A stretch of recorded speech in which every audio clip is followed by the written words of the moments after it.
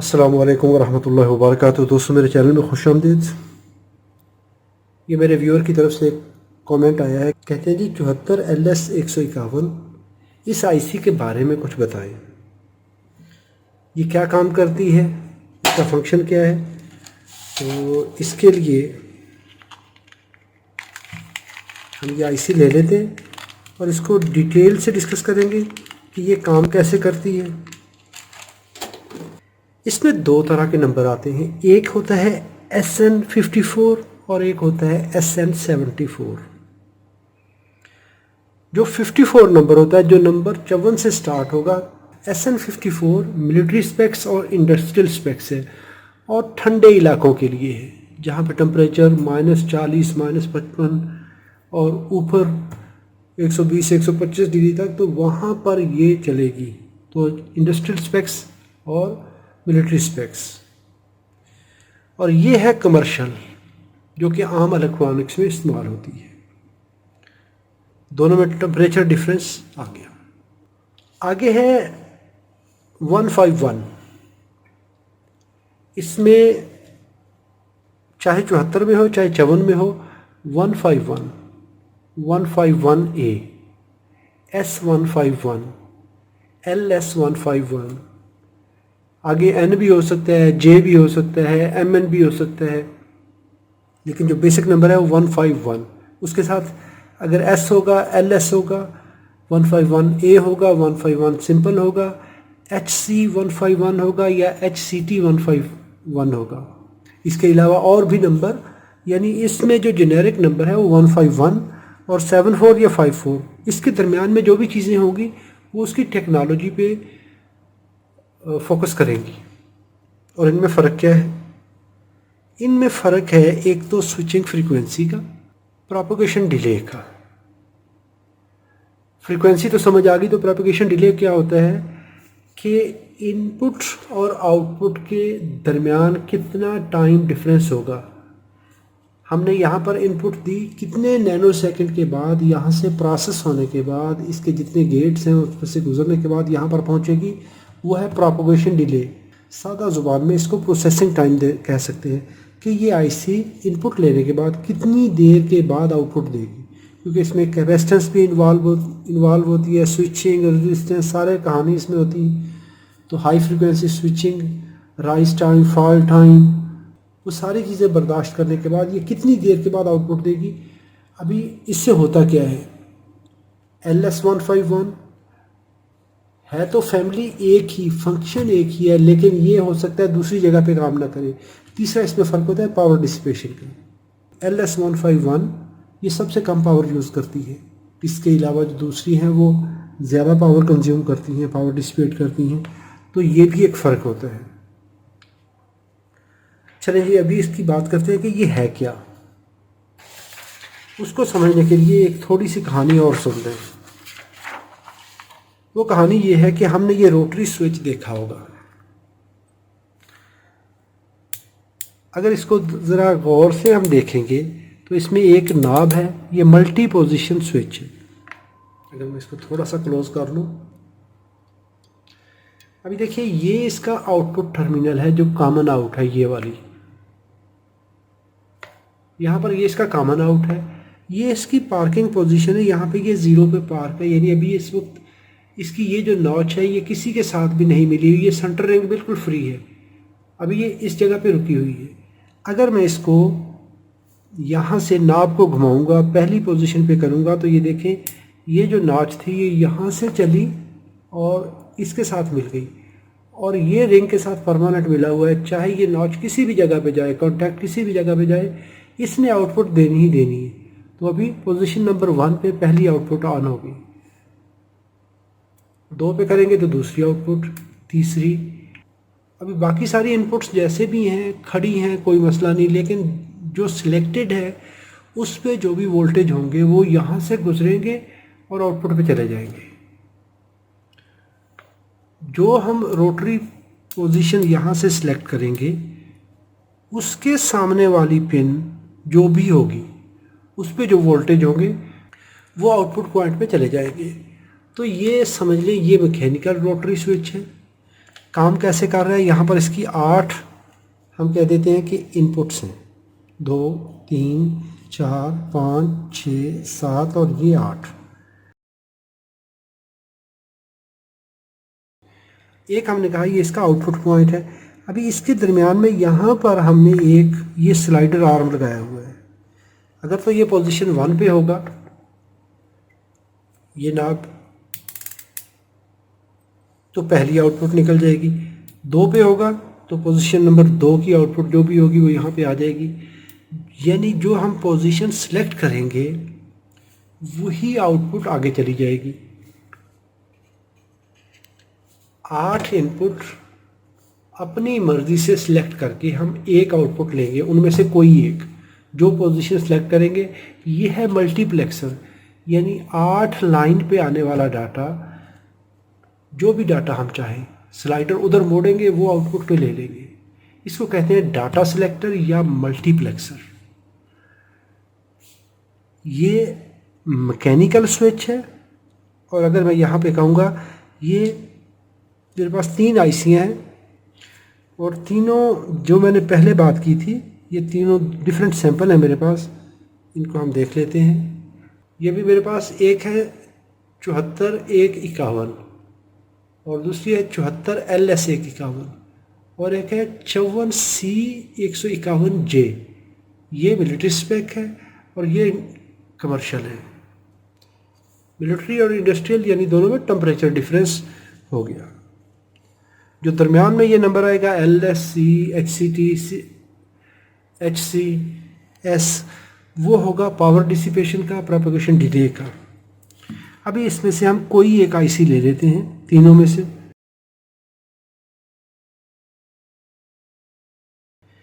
अभी अगर मैं कहूँ कि जो हमने कहा है कि रोटरी स्विच मैकेनिकल है और ये डिजिटल रोटरी स्विच है। अभी इसकी पिन आउट देखते हैं, फिर मैं आपको इसके बारे में तसल्ली से बताता हूँ।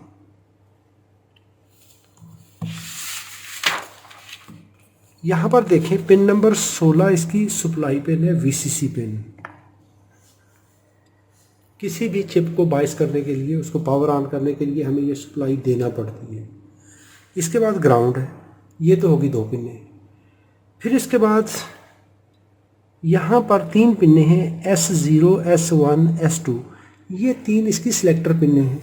बिल्कुल ये वो नाब वाला फंक्शन कर रही है। पोजीशन नंबर 1, 2, 3, इसको भी हम डिस्कस करते हैं कैसे काम करेगी। इसके बाद यहाँ पर I0, I1, I2, I3, I4, I5, I6 और I7, ये इसकी 8 इनपुट हैं। I0 सबसे लोएस्ट है। इसके बाद ये नंबर इस तरह से चलते हैं तो I7 तक। यहाँ पर इसकी पिन नंबर 5 Z है और पिन नंबर 6 Z बार है। ये है इसकी 2 आउटपुट पिन। इस स्विच में तो हमारे पास सिर्फ एक आउटपुट पिन थी, लेकिन इस आईसी में हमारे पास ये सहूलत है कि 2 आउटपुटें हैं। 2 आउटपुट किस तरह हैं? एक तो जैसा आपने डाटा भेजा बिल्कुल वैसा ही आउटपुट पे मिल जाएगा। यहाँ पे 0 वोल्ट थे, 0 आउटपुट में मिल गए। लेकिन जो साथ वाली पिन है वो उसके इन्वर्ट देगी। यहाँ पे आपने दिए 0 वोल्ट, वही वोल्टेज आपको पिन नंबर 5 पे मिल जाएंगे जब आपकी ये वाली पिन कनेक्ट होगी। कैसे? जो हमने रोटरी स्विच वाली बात की, जो डाटा आप देंगे सिलेक्ट करने के लिए S0, S1, S2 थे, तो वो पिन सिलेक्ट होगी। पिन सिलेक्ट होने के बाद आउटपुट पे आ जाएगी। अभी एक तो आउटपुट उसी तरह आएगी और दूसरी आउटपुट इस तरह से इन्वर्ट होके आपको आउटपुट में मिल जाएगी। दोनों एक दूसरे के कंप्लीमेंट होंगी। एक को कहा जाएगा ट्रू आउटपुट, इसको कहा जाएगा कंप्लीमेंट आउटपुट या इन्वर्टेड आउटपुट। मुख्तलिफ डाटा शीट के अंदर जो पिन नंबर 5 वाली आउटपुट है इसको Y कहा जाता है, Z कहा जाता है, और जो पिन नंबर 6 है इसको Y बार भी कहा जाता है, Z बार भी कहा जाता है और W आउटपुट भी कहा जाता है, और किसी में इसको डाटा आउट भी कहा जाता है। नाम जो भी हो, हमें उससे कोई लेना देना नहीं है। इसके बाद पिन नंबर 7, ये इसकी एक स्पेशल पिन है। मैं कहूँ कि इस नॉब के साथ एक आप लॉक लगा दें, जब तक वो आप लॉक नहीं खोलेंगे ये घूमेगी नहीं, एड्रेस सेलेक्ट नहीं होगा। तो ये पिन नंबर 7 आप कहते हैं कि वो वाला लॉक है। जब तक ये पिन नंबर 7 ये ई बार पिन है, इनेबल पिन है, जब तक ये पिन लो नहीं होगी उस वक्त तक ये आईसी काम ही नहीं करेगी। इसको काम करवाने के लिए, आईसी को फंक्शन लेने के लिए पिन नंबर 7 का लो होना लाजमी है। अभी इसका हम फंक्शन देखते जाते हैं। उसी तरह जब हम बात करते हैं सप्लाई की, तो इसको सप्लाई चाहिए 5 वोल्ट। 4.75 से लेके 5.25 तक इसको सप्लाई दी जाती है। ये मैं इसको सप्लाई देता हूँ, नेगेटिव और पॉजिटिव।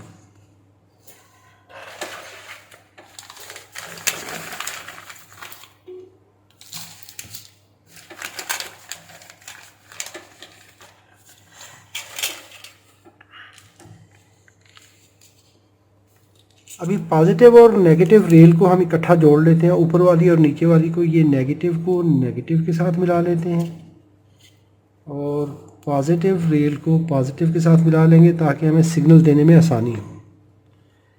इस आईसी के हमने कहा था पिन नंबर 16 पॉजिटिव पिन है, तो इसको हम पॉजिटिव वोल्टेज दे देंगे। यहाँ पर पिन नंबर 16 का मैं कर देता हूँ पॉजिटिव, और इसके बाद पिन नंबर 8 को हम ग्राउंड कर देंगे, क्योंकि ये ग्राउंड पिन है। किसी भी आईसी को काम करवाने के लिए हमें ये सप्लाई देना पड़ती है। अभी पिन नंबर 5 और 6 आउटपुट हैं। 5 और 6 से आउटपुट लेने के लिए हम मल्टीमीटर से भी चेक कर सकते हैं, लेकिन यहाँ पर मैं एक एलईडी हर आउटपुट के साथ, एक रजिस्टर और दूसरा एंड ग्राउंड कर देंगे। ये हम यहाँ पर एलईडी के इस एंड पे हम इनपुट कनेक्ट कर देंगे। ये है पिन नंबर 5, इसको इस एलईडी पे दे देंगे। इसको कहेंगे ट्रू आउटपुट 5।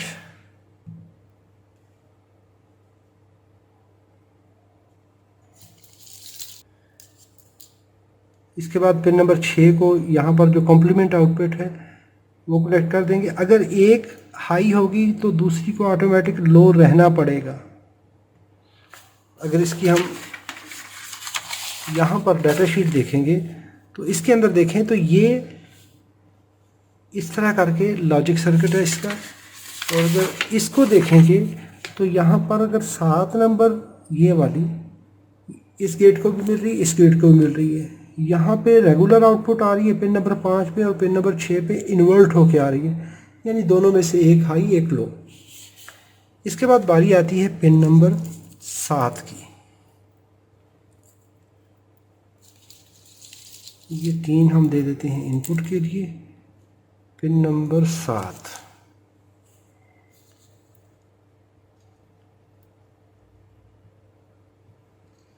पिन नंबर 7 को यहाँ पर ये इसका ट्रुथ टेबल होता है, तो इसमें लिखते हैं कि अगर पिन नंबर 7 को हाई कर दिया जाए, बाकी एड्रेस सिलेक्शन जो पिन नंबर 9, 10, 11 है उसका कोई ताल्लुक नहीं है, फिर ये आईसी डिसेबल स्टेट में चली जाएगी। अभी मैं इसको हाई कर देता हूँ वक्ती तौर पे, तो अभी जो भी इस पे इनपुट आए आउटपुट आए इसको कोई फ़र्क नहीं पड़ेगा। इसकी यही कंडीशन होगी, ये Z बार या Y या W, ये 3 इसकी लो साइड है ये वाली, और Y या Z, ये Y या Z है जो कि ट्रू आउटपुट है। पिन नंबर 5 यहाँ पे कनेक्ट है, 6 यहाँ पे कनेक्ट है, तो ये पिन नंबर 6 बनी और ये हमारी पिन नंबर 5 बनी।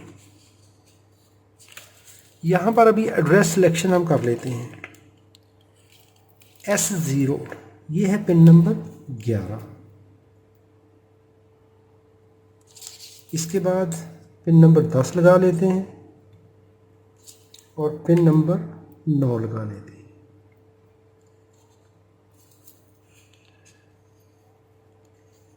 S2 पिन नंबर 9 है, ये 10 है, और S0 11 है। यहाँ पर ये पिन नंबर लिखे हुए हैं। S0 11 नंबर पिन है, S1 10 नंबर है और ये 9 नंबर है। ये फंक्शन है और साथ में पिन नंबर है, और E जो है वो पिन नंबर 7 है। अभी अगर तीनों पिनों को हमने ओपन रखा है या लो किया है, इसका इस आईसी के साथ कोई फ़र्क नहीं, क्योंकि इनेबल को हाई कर दिया है। अगर मैं इनेबल को लो के साथ कनेक्ट करता हूँ, इस वक्त वाई जो है वो हाई हो गई। क्यों कि इस वक्त इसकी यहाँ पर जो एड्रेस इनपुट्स हैं वो ओपन है। अभी इसको हम कनेक्ट करते हैं ज़ीरो लाइन के साथ, ग्राउंड के साथ। ये ground, blue ground, yellow ground, ये तीनों ग्राउंड कर दें। अभी एक हम बात करते हैं इस स्विच में, तो यहाँ पर हम कहते हैं 1 2 3 4 5, वो होती हैं डेसिमल। लेकिन बाइनरी में जब हम करते हैं बात, तो 0 0 0, अगर S1 S0 S1 S2, अगर तीनों 0 0 होंगे तो इसको डेसिमल 0 कहा जाएगा और पोजीशन नंबर 1 सिलेक्ट होगी। तो पोजीशन नंबर 1 ये है I0, तो I0 यहाँ पर पिन नंबर 4 है। पिन नंबर 4 पे जो भी लॉजिकल डाटा होगा वो आगे शिफ्ट हो जाएगा। अभी मैं डाटे के लिए ये पिन इस्तेमाल कर लेता हूँ। तो पिन नंबर 4 ये है हमारी अभी इनपुट पिन। अगर हमने ये 0 0 कर दिया, तीनों एड्रेस लाइन लो हो गई, पिन नंबर 7 को लो कर दिया। अभी अगर जो भी डाटा हम देंगे तो वो आगे शिफ्ट हो जाएगा। अभी देखिए, जैसे ही मैंने पिन नंबर 4 को लो किया, क्योंकि अभी पिन नंबर 4 यहाँ पे कनेक्टेड है, तो हम कह सकते हैं ये पिन नंबर 4 है हमारी।